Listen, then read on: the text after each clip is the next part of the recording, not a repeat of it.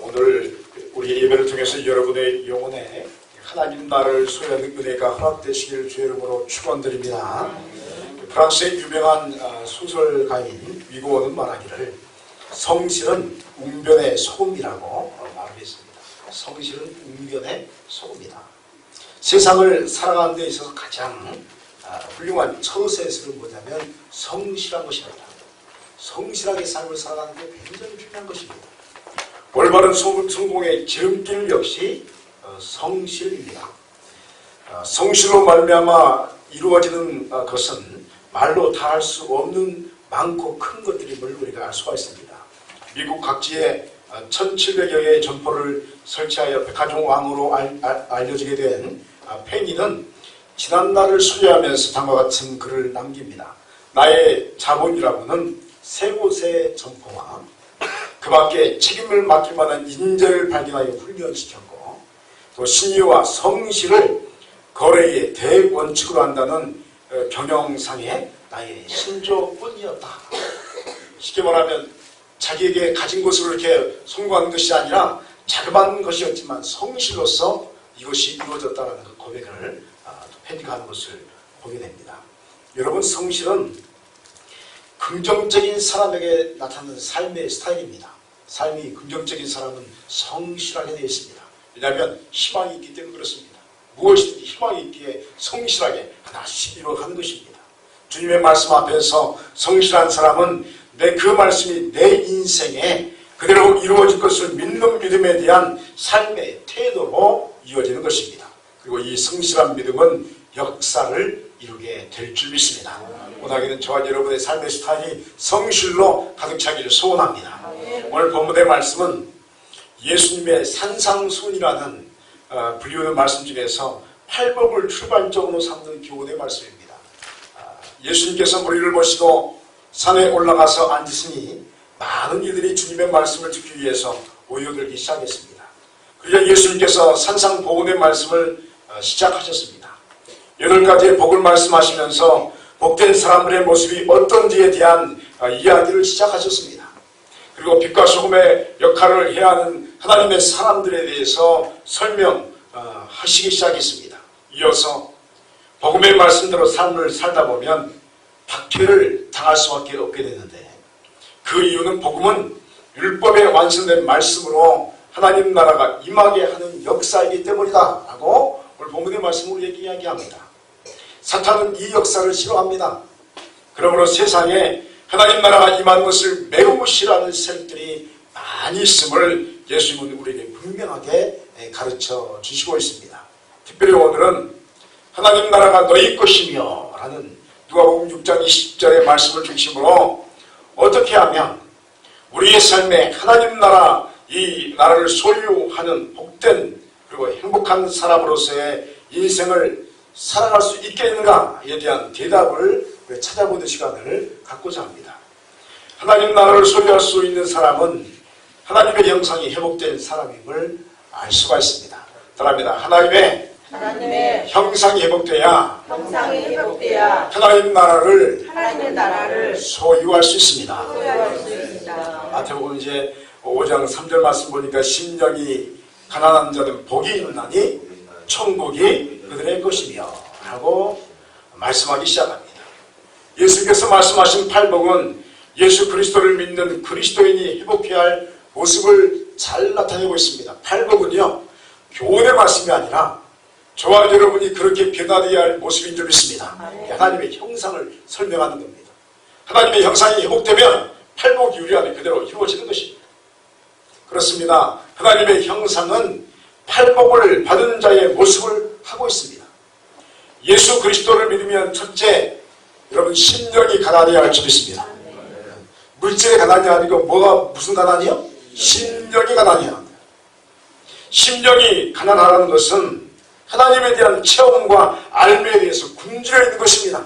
더 하나님을 알고 싶고 더 하나님을 확실히 체험하고 싶은 마음이 그 마음에 가득한 것, 심령이 가난하다. 말씀을 사모하고 또 예배를 사모하고 기도를 사모하는 심령의 열정이 가득한 사람을 뭐라고 하냐면 심령이 가난한 사람이다 라고 말하는 것입니다. 그는 영적으로 허기지기에 배고프기에 하나님에 대한 지식들을 사모하며 또 섭취하고 섭취하는 사람입니다. 그래서 끊임없이 말씀을 묵상하고 기도하며 예배에 참석하는 것에 온 힘을 다하는 사람이 심령이 편안한 사람이다 라고 말합니다. 둘째로 예수 그리스도를 닮아가는 자는 애통하는 자가 되어야 합니다. 애통하는 자는 마음의 아픔을 느끼는 사람입니다. 마음이 저리는 겁니다. 다른 사람의 아픔이 내 아픔으로 다가오는 사람을 말합니다. 그래서 다른 이들을 위로하기 시작합니다. 사람들의 마음을 보듬어줍니다. 그들의 마음에 하나님의 위로가 임할 수 있도록 중보로 기도하기 시작합니다. 그랬더니 도리어 그 위로가 하늘로부터 그 심령에 임하게 될 줄 믿습니다. 이게 애통한 자의 복입니다. 셋째로 예수님의 사람은 온유해야 할 줄 믿습니다. 온유하면 땅을 기업으로 얻습니다. 땅을 기업으로 받는다는 것은 자신의 삶의 터전에서 인정함을 받는 것입니다. 대륜이 가신 위에서 그 사람은 그리스도이다. 인정함을 받는 것입니다. 이웃의 마음을 얻는 것입니다. 어떻게 이런 일이 가능합니까? 마음이 온유하면 이 복을 받을 줄 믿습니다. 네 번째로 주님의 사람은 의에 줄이고 목마른 자를 주님의 사람이라고 말합니다. 하나님의 의로움과 공의의 실현에 갈망하는 사람입니다. 그래서 의에 줄입니다. 그리고 진리에 목마른 사람입니다. 목마른 사람은 물을 찾게 되어 있고 물을 마시게 되는 것처럼 의에 줄이고 목마른 사람은 하나님의 의를 찾게 되어 있고 그 의를 자신의 것으로 삼는 사람입니다. 다섯 번째로 예수 그리스도의 예수의 사람은 어디나 긍휼히 여기는 사람입니다. 이 사람은 모든 사람들을 긍휼한 마음으로 바라보기 시작합니다. 그런 시선과 그런 대함은 그 사람을 모든 사람들이 긍휼로서 대하는 역사를 이루게 하고 동시에 하나님께서 그 영혼의 자비와 긍휼을 베푸신 역사가 임하게 되는 것입니다. 그리고 여섯 번째 예수님의 사람은 마음이 청결한 사람입니다. 마음이 청결하면 하나님을 뵙게 될 줄 믿습니다. 오나고 바라긴 저와 여러분의 마음이 청결하기를 소원합니다. 매 순간 하나님 보기를 소원합니다. 우리의 마음은 하나님께서 매우 신비롭게 창조해 놓으셨습니다. 여러분 우리의 모습 중에서 가장 신비로운 게 뭐냐면 마음이에요. 여러분의 마음이 있습니까 없습니까? 죄송합니다. 어려운 질문에서 미안합니다. 여러분에게 마음이 있습니까 없습니까? 있죠? 어떻게 아세요? 마음을 보셨어요? 마음은 영이기 때문에 보이지 않는 겁니다. 보이지 않잖아요. 그런데 분명히 우리 안에 있어요. 우리의 마음은 무한의 역사를 일궈냅니다. 사람은 유한한데 마음은 무한의 역사에 열려 있습니다. 여러분의 마음이 얼마나 무한합니까? 여러분 마음을 제한시킬 수 있습니까? 마음을 제어할 수 있습니까? 마음이 멈추라 해서 마음이 멈춥니까? 마음은 끊임없이 하나님을 향하여서 열려지기 시작합니다. 그래서 여러분 마음이 청결한 사람은 무한하신 하나님의 그 영과 접촉하게 될 줄 믿습니다. 만나는 것입니다. 우리 마음으로 하나님 만나는 것입니다. 그래서 그 하나님과 만남을 통해서 하나님이 이런 분이구나 하는 깨달음이 우리의 마음을 통해서 우리에게 공급될 줄 믿습니다. 이게 영혼의 양식이라고 하는 겁니다. 일곱 번째로 예수님의 사람은 화평하게 하는 사람입니다. 화평하게 하는 사람은 어느 곳에 가나 환영을 받습니다. 오늘 우리 손에게 모든 성도는 가는 곳마다 환영받는 사람인 줄 믿습니다. 다른 교회 교인들 모르는데 우리 교회 교인들은 다 환영받는 사람으로서 존재하기를 축원드립니다. 가는 곳마다 환영받는 겁니다. 왜냐하면 가면 화평이 이루어지는 겁니다. 우리 소리교회 성도들은 뒤에서 이렇게 이상한 말을 하지 않는 사람인 줄 믿습니다. 한 사람들 그런 걸 하지 않는 겁니다. 그랬더니 가는 곳마다 환영받는 겁니다. 이 사람만 오면 분위기가 좋아져. 소리교회 무슨 집사만 하면 이렇게 분쟁이 일어나가도 갑자기 화평이 되는지 몰라. 그 사람 왔으면 좋겠어. 할렐루야. 우리 소리교회 사람들이 다 그렇게 변화되어야 믿습니다. 그게 바로 뭐냐면 예수님의 사람이라는 겁니다. 예수님의 사람은 가는 곳마다 화평을 이루게 됩니다. 여덟 번째로 예수님을 따르는 사람은 의를 위해서 박해를 받을 준비가 되어 있는 사람이 예수님의 사람이다 라고 말합니다. 하나님의 거룩하심의 역사에 투신할 준비가 되어 있는 사람은 천국을 소유하게 될 줄 믿습니다. 이와 같은 팔복은 모든 그리스도인이 자신의 모습의 최고의 상태로 변화시키기 위한 최종적인 모습과 같습니다. 저와 여러분이 주님 나라 갈 때 이 모습으로 변화되기를 소원합니다. 그리스도인은 이 모습을 갖추는 것입니다. 하나님의 형상은 이 모습이 회복되는 것입니다. 성도는 팔복이 회복된 하나님의 형상을 지닌 그리스도인이 되어야 하는 것입니다. 그러므로 기독교의 인간상은 예수 그리스도 안에서 팔복의 모습을 갖춘 하나님의 자녀가 되는 것에 있는 것입니다. 이 형상의 회복이 여러분의 삶에 그대로 이루어지기를 주의 이름으로 축원드립니다. 아멘. 이런 팔복의 형상을 회복한 이 그리스도인들에게 주님이 이제 선함의 능력을 세상에 보이라 라고 말씀합니다. 한번 따라하겠습니다. 선함의 능력을 세상에 보여야 합니다. 세상에 보여야 합니다. 아멘. 16절 말씀에 이같이 너희 빛이 사람 앞에 비추게 하여 그들로 너희 착한 행실을 보고 하늘에 계신 너희 아버지께 영광을 돌리게 하라 라고 말씀하고 있습니다. 예수님께서 놀라운 이야기를 하십니다. 그것은 팔복을 받아 누리고 있고 또 회복한 하나님의 사람들을 향하여서 13절에 너희는 세상의 소금이니 라고 말씀합니다. 놀랍지 않습니까? 너희가 세상의 소금이다. 그리고 14절에 동시에 너희는 세상의 빛이다 이렇게 말합니다. 그렇습니다. 예수 그리스도를 믿고 하나님의 형상이 회복된 하나님의 사람들은 이미 소금이요 빛으로 변한 존재인 줄 믿습니다. 아멘. 여러분이 세상의 소금과 빛입니다. 주님께서 이 같은 제자들을 향하여서 세상의 빛과 소금으로 파송하셨다라고 말씀합니다.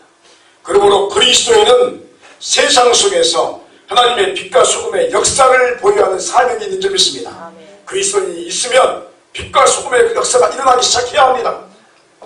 이것을 선함이라고 표현할 수 있습니다. 그리고 조금 더 이게 근본적인 말로 착하다라고 말할 수 있습니다. 우리 손님교회는 착한 교회인 줄 믿습니다. 아멘. 착해져야 할 줄 믿습니다. 아멘. 사랑하는 여러분이요, 착해진다는 것은 능력이 있는 것을 의미합니다. 여러분, 세상이 말하는 착함의 의미가 아닙니다. 세상은 착하다 하면 좀 이상한 말로 변질시켜요. 왜냐하면 조금 일어나기도 하고 더치하기도 좀 이게 좀 덜 떨어지기도 하고 이게 착함의 개념이 아니에요. 착함은 능력입니다. 능력 있는 자만이 착해질 수 있습니다. 아무나 착해질 수 없습니다. 이것은 아무나 그렇게 순해질 수 없습니다. 왜냐하면 세상이 악하기 때문입니다. 악이 몰려해서 우리에게 뭐냐면 악해지라고 윽박지릅니다. 분노하라, 화를 내라, 반항하라, 악해지라고 윽박지릅니다. 그런데 이런 윽박에 여러분 누가 선함으로 대할 수 있습니까? 나한테 왔으면 욕하고 박해하는데 누가 선함으로 대할 수 있습니까? 내 안에서 악함이 발견됩니다. 내 안에서 쓴뿌리가 발견됩니다. 그런데 이런 고통과 악함과 분노가 가득한 사람이 다른 사람을 향하여서 선함을 바랄 수 있습니까? 이것은 불가능한 문제입니다. 우리의 능력으로는 이 같은 착함을 발휘할 수 없습니다. 그러므로 우리에게 필요한 것은 무엇입니까? 성령의 권능이 필요할 줄 믿습니다. 성령의 능력이 필요할 줄 믿습니다. 성령이 아니고서는 착해질 수가 없습니다. 세상의 악함을 이길 수 있는 능력, 그리고 내 안에 악함을 이겨내는 능력은 오직 성령의 권능의 능력이 임할 때만 가능할 줄 믿습니다. 성령이 우리에게 임하시고 우리의 영혼이 정화되기 시작하면 팔복의 능력이 우리에게 그대로 주어지게 될 줄 믿습니다. 예수 그리스도의 능력이 우리의 것이 되기 시작하면 그제서야 우리 안에 있는 수많은 악한 것들이 정화되기 시작합니다. 회개함을 통해서 죄악이 사라지기 시작합니다. 여러분, 회개는 아무나 하는 게 아닙니다. 능력을 받아 성령 충만을 받아야 회개할 줄 믿습니다. 그러니까 회개하는 사람이 복된 사람인 줄 믿습니다. 회개는 다른 말로 중화되어진다, 깨끗하여진다, 이런 뜻입니다. 성령의 권능이 우리의 분노와 상처와 반항과 원수가 귀한 몸부림을 사라지게 합니다. 워낙에 성령의 충만한 역사가 이곳에 임하기를 소원합니다. 그래서 우리 영혼 안에 있는 상처와 쓴뿌리와 분노와 반항의 모든 것이 사라지기를 소원합니다. 여러분, 예수 믿는 사람은 그것으로부터 자유함을 누리는 것입니다. 진리가 저와 여러분을 자유케 할 줄 믿습니다. 그러므로 사랑하는 여러분이요, 선함은 능력입니다. 착함은 능력 있는 자에게서 흘러나오는 것입니다. 여기서 우리가 한 가지 주의할 부분이 있습니다. 조금 전에 말했지만 착함은 어리석음과 혼돈돼서는 안 됩니다. 어리석은 건 착함이 아닙니다. 어리석은 바보는 아무것도 알지 못하기 때문에 당해도 자신이 당한 줄 모르는 것입니다. 욕을 먹어도 내가 욕 먹는 게 모르는 것인데 그건 바보다 하는 것이죠.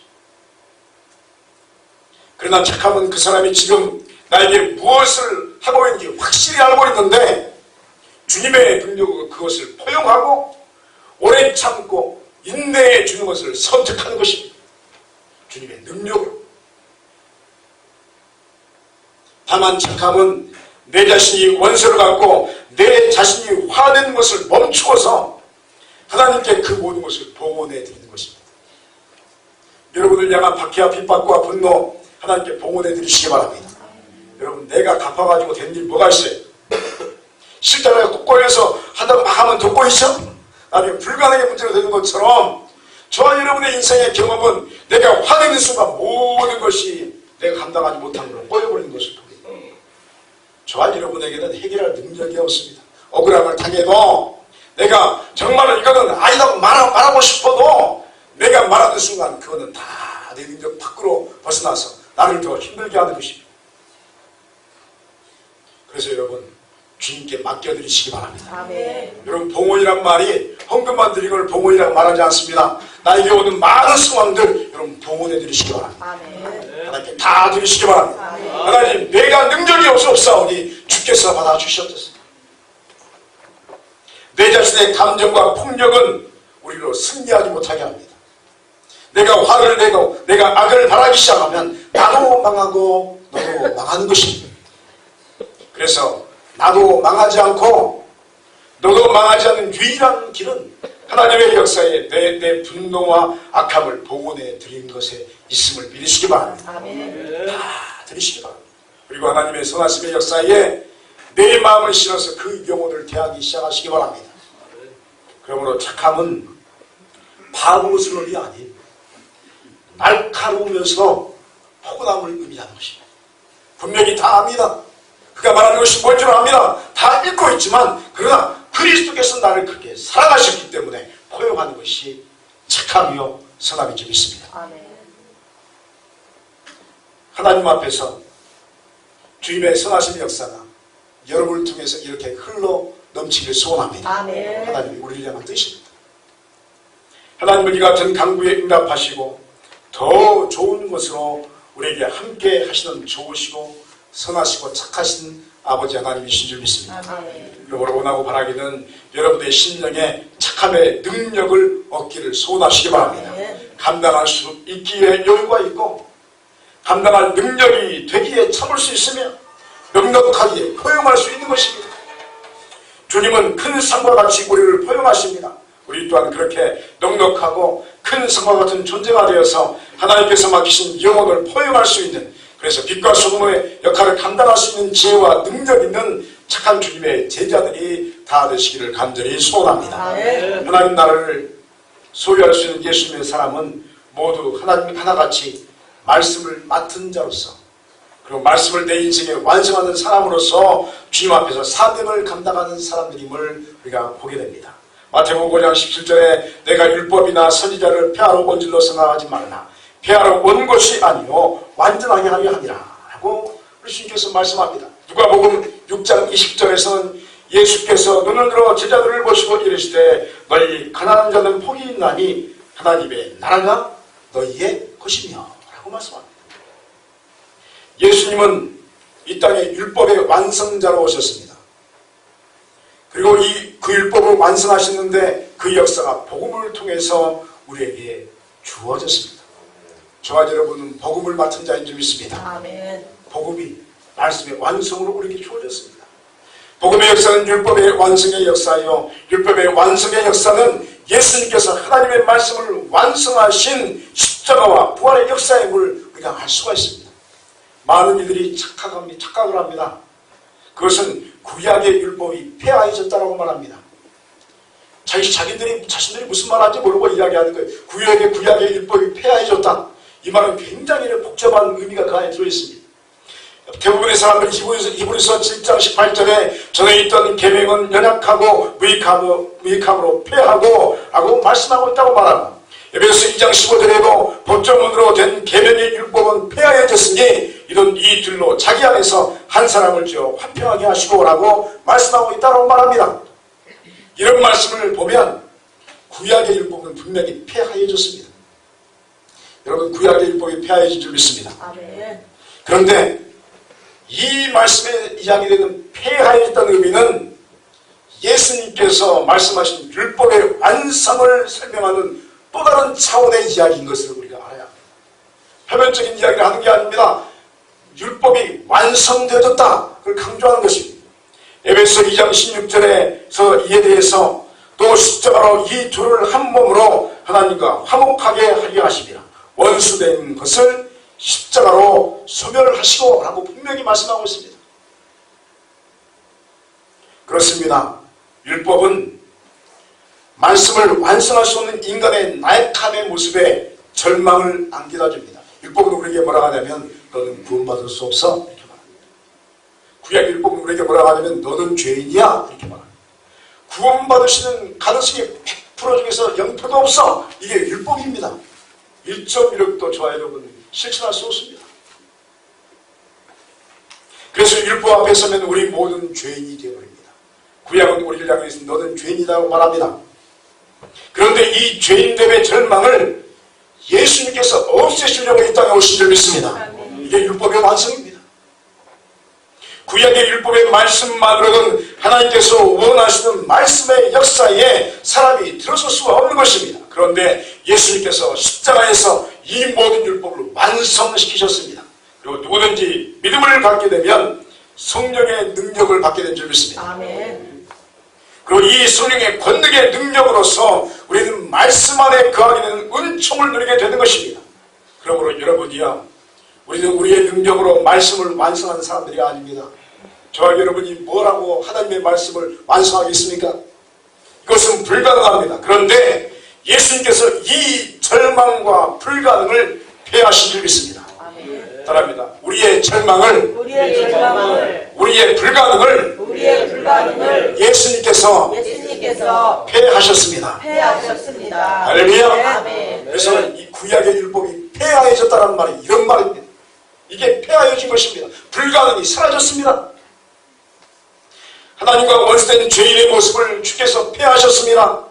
우리에게 믿는 자에게 능치 못함이 없다는 가능성의 말씀을 완성시켜 주셨습니다. 마가복음 9장 23절에 예수께서 이르시되 할 수 있거든이 무슨 말이냐? 믿는 자에게는 능히 하지 못할 일이 없느니라. 아멘. 할렐루야. 아멘. 믿는 자에게 능치 못함이 없는 줄 믿습니다.